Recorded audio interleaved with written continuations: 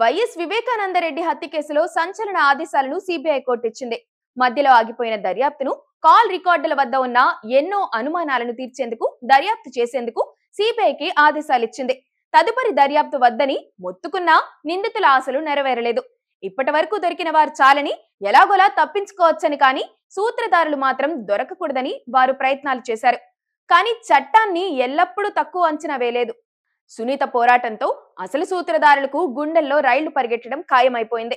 CBI court సిబిఐకి నెల రోజుల గడువు ఇచ్చింది. నిందితుల ఫోన్ కాల్ రికార్డులు, మెసేజ్ల ఆధారంగా దర్యాప్తును నెలలో పూర్తి చేసి అసలు సూత్రధారులెవరో కనిపెట్టబోతున్నారు. గతంలో సిబిఐ విచారణ ఆగిపోయే సమయానికి మాజీ సీఎస్ కల్లం అజయ్ రెడ్డి భయంకరమైన టిప్ సిబిఐ అధికారులకు ఇచ్చారు. వివేక హత్య గురించి ఉదయం 6 గంటలకు బయట ప్రపంచానికి తెలిస్తే మొదట భారతికి, ఆ తర్వాత జగన్ కు తెల్లవారుజామున 3-4 గంటల మధ్య తెలిసిందని ఆయన చెప్పుకొచ్చారు. ఎన్నికల వ్యూహాల సమావేశంలో ఉన్న తమకు జగన్ ఆ విషయం చెప్పారని అజయ్ కల్లం సిబిఐకు చెప్పారు. తర్వాత ఆయన మాట మార్చారు. కానీ అప్పటికే ఆయన స్టేట్మెంట్ రికార్డింగ్ జరిగిపోయింది, కోర్టుకు కూడా చేరిపోయింది. వివేక హత్య కేసును జగన్ అండ్ గ్యాంగ్ గుండెపోటు, రక్తపు వాంతులుగా నమ్మించాలని చేయని ప్రయత్నాలు లేవు. వివేక చనిపోయిన విషయాన్ని విజయసాయిరెడ్డి అధికారికంగా ప్రకటించారు. లోటస్ పాండ్ ప్యాలెస్ ముందు దీనంగా ముఖం పెట్టి గుండెపోటుతో పోయారని చెప్పారు. సాక్షి మీడియాలో అదే ప్రచారం కూడా చేశారు.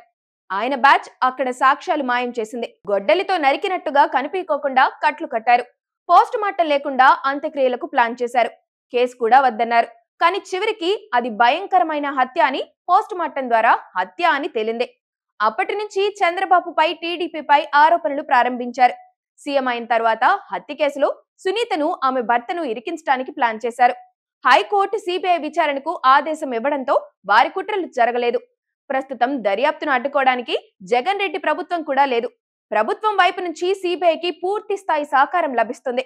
అందుకే నెల రోజుల్లో నిందితులు, సూత్రధారులు దొరికిపోతారు. అందుకే ఇక నుంచి అసలు సూత్రధారుల హాహాకారాలు ప్రారంభం కాబోతున్నాయి.